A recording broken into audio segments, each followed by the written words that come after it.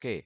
Sekali lagi, kenapa bahasa Aram itu ada dalam Perjanjian Lama? Karena bahasa Aram itu mendominasi sepanjang abad 10 sampai abad 8 sebelum sebelum Masehi. Jadi nanti itu menggantikan bahasa Akkadian ketika kekaisaran Assyria atau Asyur itu mendominasi peradaban. Itulah sebabnya dalam Perjanjian Lama kita bisa menemukan bahasa Aram. Dan ketika orang Yehuda dibawa ke Babel, mereka juga kebanyakan orang di sana bisa mengetahui bahasa Aram. Karena itu seperti bahasa internasional pada saat itu.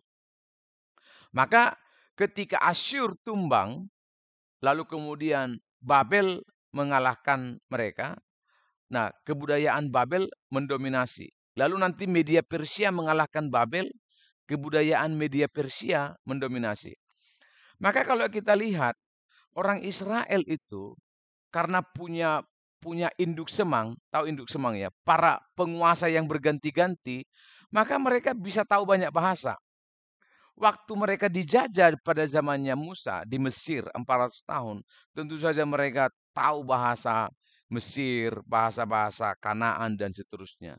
Lalu mereka keluar dari Mesir, lalu mereka bertemu dengan bangsa-bangsa asing, bersentuhan dengan bangsa Filistin, ya kan? Kita tahu misalnya seperti Simpson yang terpengaruh dengan kebudayaan Filistin, dan bahasa bahasa juga akhirnya menjadi salah satu yang cukup mempengaruhi bangsa-bangsa ini. Nanti kalau kita lihat di kitab Hakim-Hakim, kadang-kadang mereka 40 tahun ditawan oleh orang bangsa lain seperti Edom, seperti Amnon, seperti Moab. Kadang 20 tahun menjadi tawanan di Hakim-Hakim itu loh. Dan artinya para penjajah, para penguasa yang menjadi kepala pemerintahan atau pemerintah yang berkuasa pada saat itu berbeda-beda budayanya. Itu sebabnya orang Israel itu sangat dipengaruhi oleh beragam budaya. Nah, seperti tadi, setelah masa monarki, kerajaan itu terpecah, Asyur mengalahkan Israel Utara, kemudian nanti, artinya kalau Asyur yang mengalahkan Israel Utara, penguasa, pemerintah yang berkuasa di Israel Utara kan ya Asyur, Assyria kalau dalam bahasa yang lain. Lalu kemudian Babel menawan Yehuda, Israel Selatan 70 tahun. Ya mereka akan menjadi akrab dengan budaya Babel. 70 tahun itu bukanlah sebuah waktu yang sangat singkat. Itu satu generasi. 70 tahun. Setelah mereka ditawan oleh kerajaan Babel, New Babel, Babel kedua. Lalu Babel dikalahkan media Persia. Lalu mereka berganti induk semang.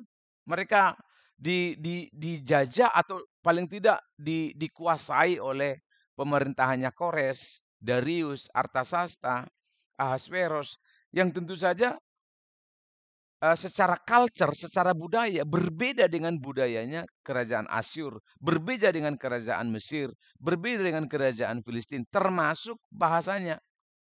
Lalu nanti media Persia dikalahkan oleh Yunani. Nah, maka mereka berganti penguasa. Kebudayaan Yunani lah yang mendominasi. Dan kita tahu ya, setelah Philip II mati, ya, kekaisaran Yunani yang sangat terkenal, lalu dia digantikan Alexander Agung, anaknya, the Great Alexander. Itu kebudayaan Yunani itu berkembang luar biasa. Ya, berkembang luar biasa sehingga itu mendominasi percaturan dunia. Nah, itulah yang menjadi penyebab utama mengapa Perjanjian Baru itu ditulis dalam bahasa Yunani. Nah, sekarang kembali ke tadi.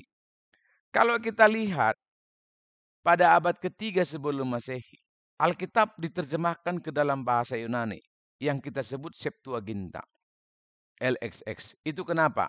Karena kebutuhan pada saat itu. Ada banyak orang yang bisa berbahasa Yunani. Kemudian Alkitab Perjanjian Lama, berbahasa Ibrani, diterjemahkan ke dalam bahasa Aram, Peshitta misalnya. Atau dalam bahasa Syria, Targum misalnya. Kenapa begitu? Karena memang banyak orang yang berbahasa Aram, banyak orang yang bisa dan menguasai bahasa Aram, maka mereka membutuhkan Alkitab yang mereka bisa tahu bahasanya. Begitu. Bisa saja kebanyakan orang itu sudah tidak tahu bahasa Ibrani. Maka diterjemahkanlah ke dalam bahasa Syria, diterjemahkan dalam bahasa Aram. Kenapa Perjanjian Lama diterjemahkan dalam bahasa Latin pada saat itu? Yang kita sebut Vulgata. Karena Injil itu masuk ke Eropa secara luar biasa. Dan orang-orang pada saat itu, seperti di Roma misalnya, mereka banyak tahu bahasa Latin. Maka diterjemahkanlah ke dalam bahasa Latin yang kita kenal namanya dengan istilah Vulgata. Nah, jadi memang penterjemahan Alkitab Perjanjian Lama itu dipengaruhi oleh hal-hal itu. Dan kemudian kenapa bahasa Aram itu ada dalam Perjanjian Lama, itu ditulis dalam Perjanjian Lama. Nah, itu tadi ya, alasan-alasan kondisional. Tidak mungkin Daniel menulis surat kepada raja asing, kepada presiden asing dengan bahasa lokalnya sendiri karena itu tidak akan dipahami. Maka bahasa internasional lah yang digunakan. Nah, dalam konteks itu bahasa Ibrani, bahasa Aram.